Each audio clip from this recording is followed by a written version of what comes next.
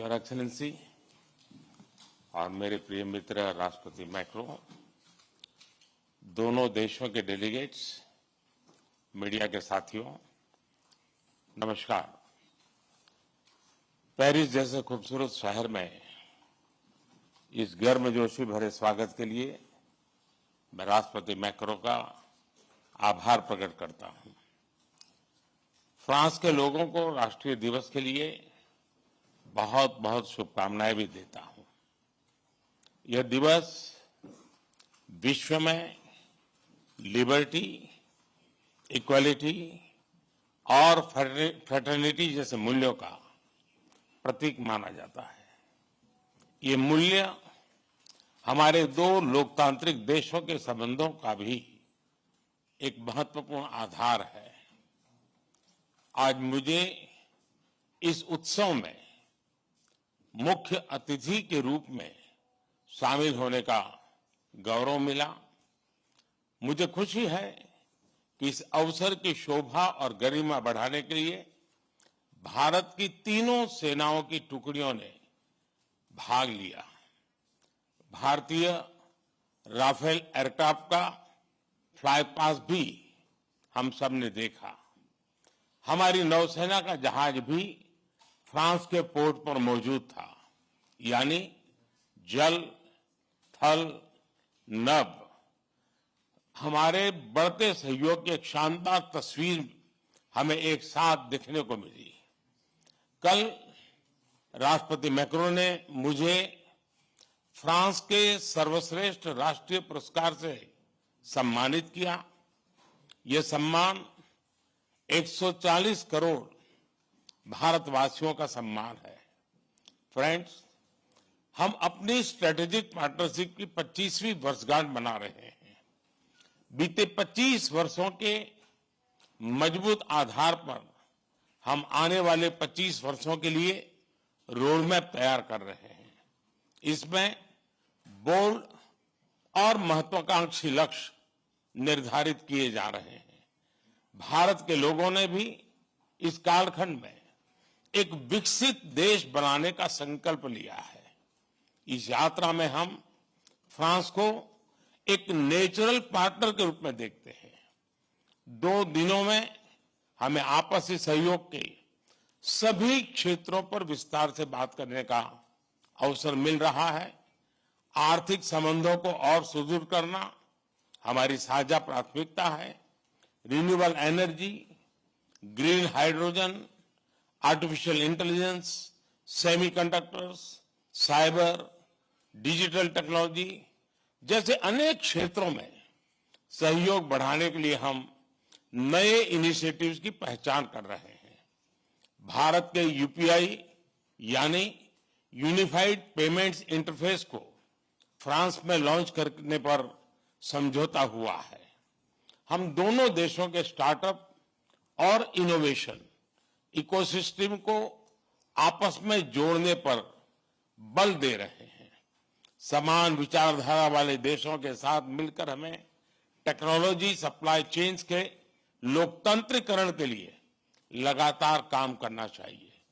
Climate change और पर्यावरण सुरक्षा हमारी साझा और मुख्य प्राथमिकता रही है। इस दिशा में हमने पहले ही इंटरनेशनल सोलर अलायंस स्थापित किया था, जो अब एक मूवमेंट बन गया है। अब हम ब्लू इकोनॉमी और ओशन गवर्नेंस के रोडमैप पर तेजी से काम करना चाहते हैं। सिंगल यूज प्लास्टिक के खिलाफ हम एक साझा पहल पर आगे बढ़ेंगे। इंडियन ऑयल और फ्रांस की टोटल कंपनी में एलएनजी के निर्यात के लिए जो लॉन्ग टर्म एग्रीमेंट हुआ है, मैं उसका स्वागत है। इससे हमारे क्लीन एनर्जी ट्रांजिशन के लक्ष्यों को बल मिलेगा। अब से कुछ देर बाद हम भारत फ्रांस सीईओज फोरम में भी हिस्सा लेने वाले हैं। दोनों देशों के बिजनेस प्रतिनिधियों के साथ आर्थिक सहयोग मजबूत करने पर विस्तार से चर्चा होगी। फ्रेंड्स, रक्षा सहयोग हमारे संबंधों का एक मूलभूत स्तंभ रहा है।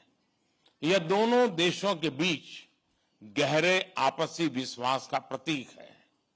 मेक इन इंडिया और आत्मनिर्भर भारत, इसमें फ्रांस एक अहम पार्टनर है।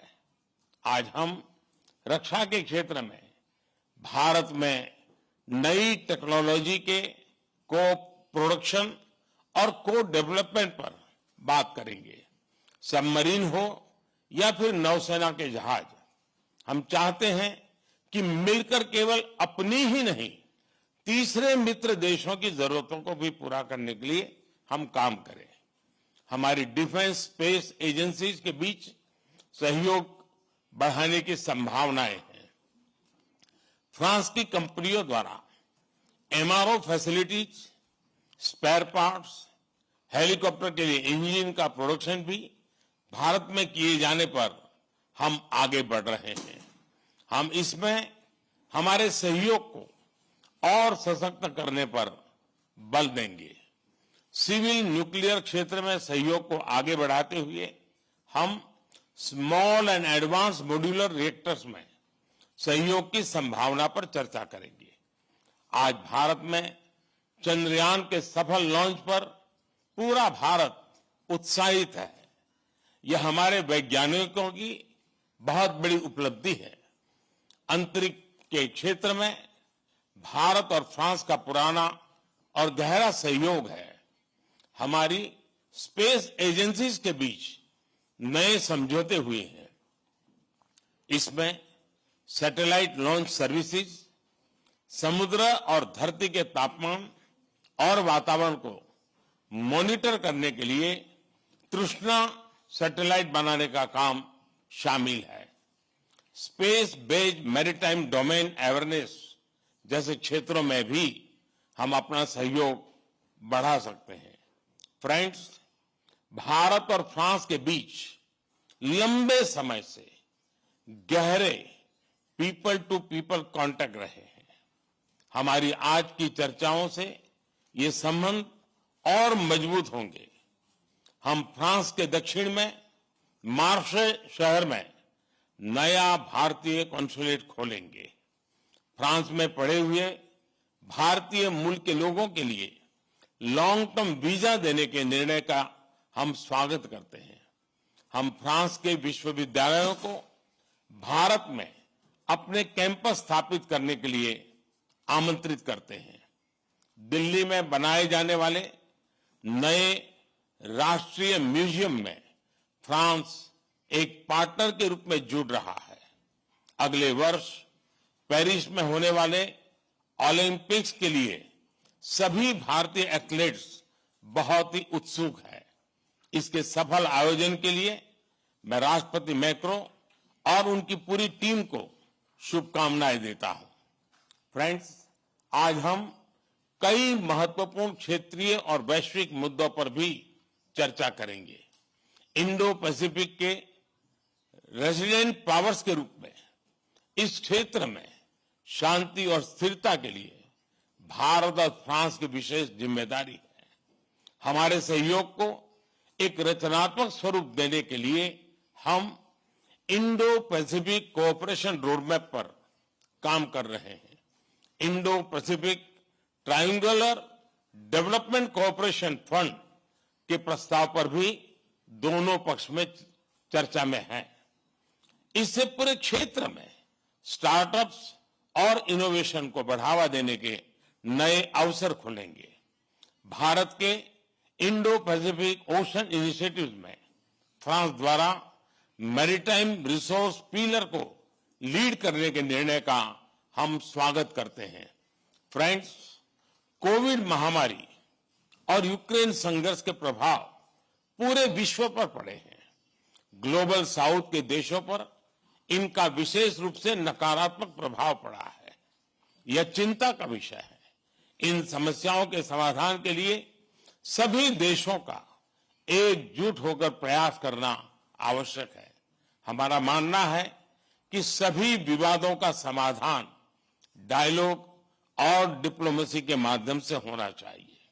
भारत स्थायी शांति की बहाली में योगदान देने के लिए तैयार है। आतंकवाद के विरुद्ध लड़ाई में भारत और फ्रांस हमेशा साथ रहे हैं।